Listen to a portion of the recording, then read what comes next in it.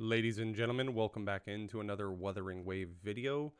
Today I wanted to watch some Wuthering Waves boss fight content, and also I wanted to watch a Zenless Zone Zero boss fight as well.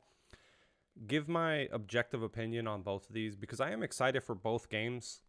More so now Wuthering Waves than Zenless Zone Zero, and it's because of what I've seen from the closed beta tests to the gameplay to the boss fights and everything like that. Don't get me wrong, the aesthetics of both worlds are amazing. They're right up my alley. I love both of them. So I'm not comparing them based off of art or character designs or anything like that.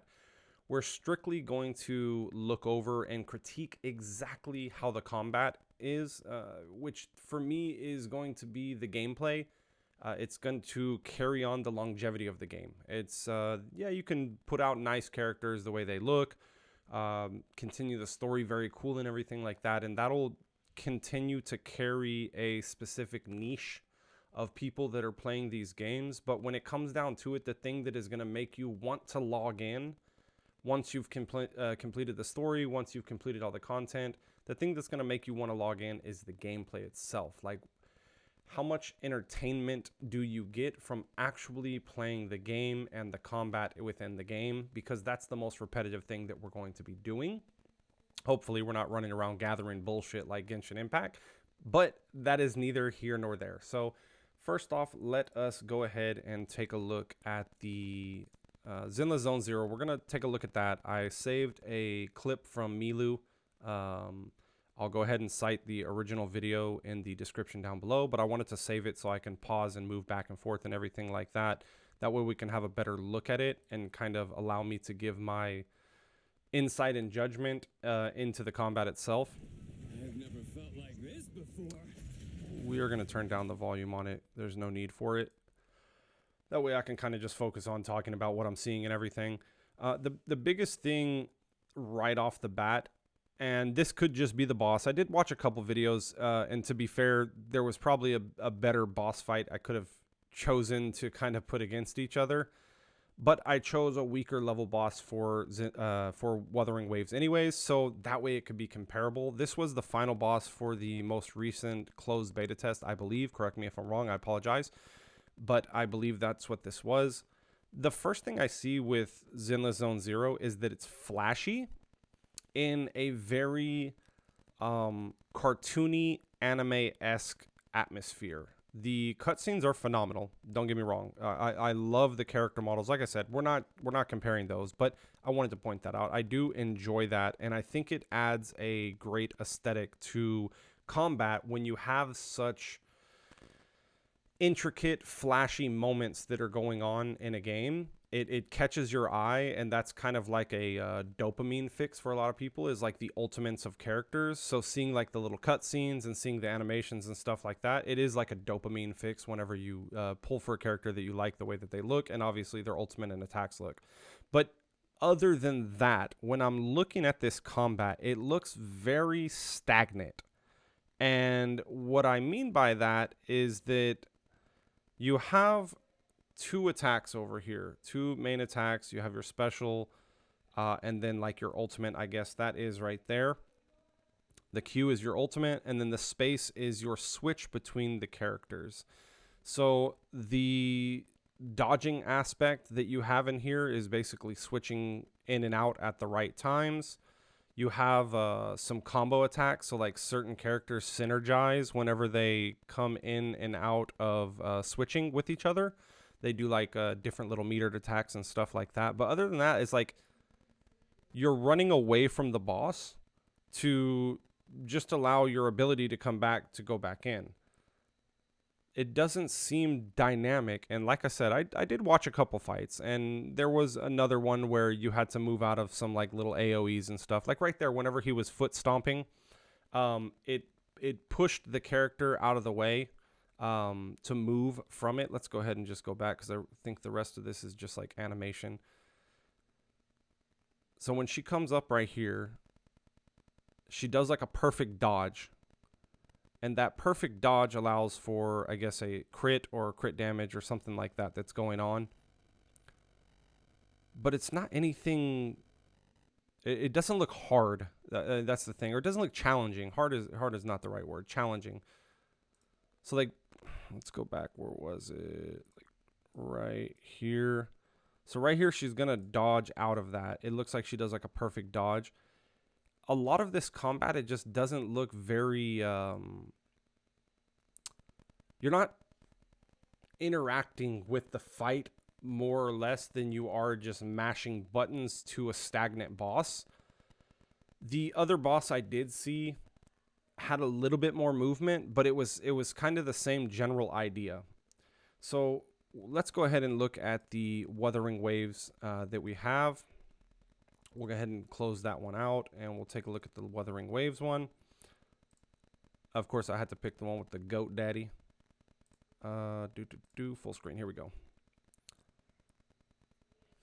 So again, I mean, this one has some unfair, but let's just listen to it real quick. This one has a great audio soundtrack once this starts going.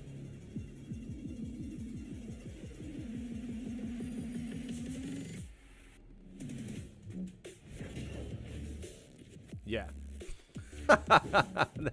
The beat drops and the boss starts. Anyways, already right here, just within that first couple of seconds, the boss is attacking. Like it's forcing you to not stand still. And this is only a level 20 boss, as you can see at the top of the screen. So this is probably a very early game fight that's going on right here. These bosses get like a stun, so they have like a shield meter.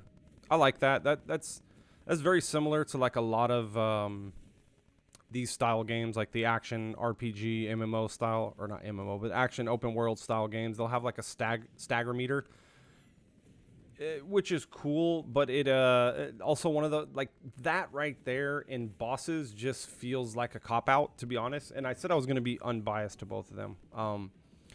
It feels like a cop out whenever you have like a staggering meter or something like that. Like it feels like the threat of the boss just jumps down one level, depending on how hard it is to break that. In this fight right here, I don't know if this just happens to be a very like overpowered person, overpowered account.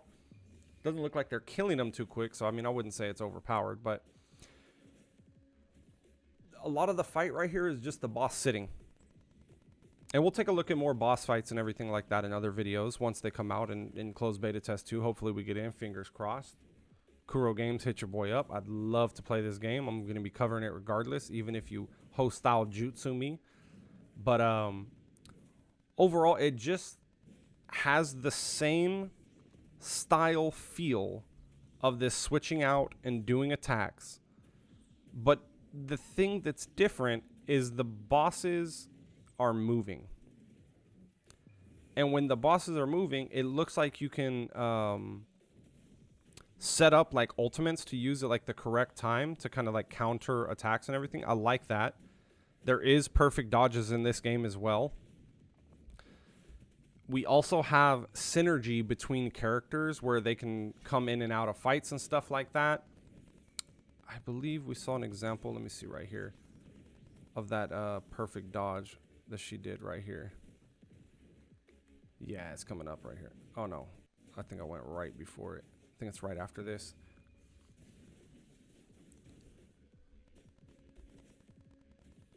Yeah, it's gonna be right here. So she uses like this ability, boom, right there. She gets the perfect dodge in and just starts lighting this man up.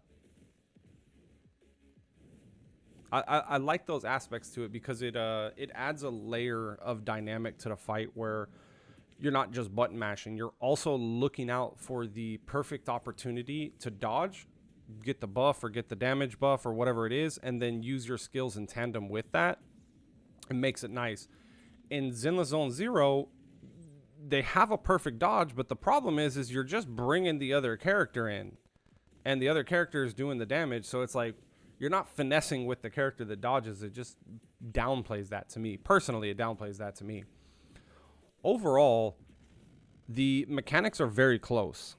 Now, after watching both of these, the ultimates on here, they look a little bit flashier on Wuthering Waves. Aesthetics and everything obviously are different.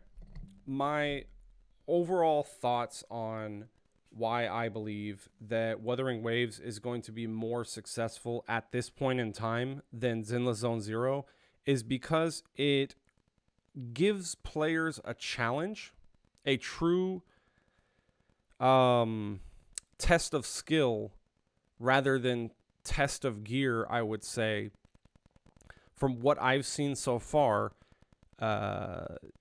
versus Zenless Zone Zero. And these are going to be directly competing games. So when you have games that just allow you to button mash and you have a character, let's tear them up, they're busted, they're overpowered and everything. In Wuthering Waves, you're still going to be maneuvering. Like, you're still going to be dynamic in the fight and everything like that. You're still going to be moving. You're still going to be dodging and using abilities and stuff like that. It looks like in Zenless Zone Zero, a lot of the times you can just, it's linear. So you go towards the boss, you dodge out from the boss, you go towards the boss, you dodge out from the boss. And if the scene changes or if they go into like a phase 1 or phase 2, whatever, you then are just back at the same pacing. You're going in and out, using an ability, switching out your character, using an ability, switching out your character, using an ability, backing out, using the skill, using the ultimate, and in and out. So it's like a linear path of fighting, it feels like. What we've seen so far in boss fights particularly, of course, overworld is also an aspect of Wuthering Waves because you have the physical smaller mobs that will be in the game. And that also adds like a level of fighting as well, because you can have like an elite mob and a couple like trash mobs and stuff like that you're fighting. And do you take out the elite mob first because they have like a certain debuff or they have like a certain attack that you want to just deal with faster than the light mobs? Whereas the smaller fights that I've seen from Zenless Zone Zero, it feels like just zombies walking around and they're just meat puppets. You're just banging them up until the boss comes there, and that's it. They're really just filler content until you go in there.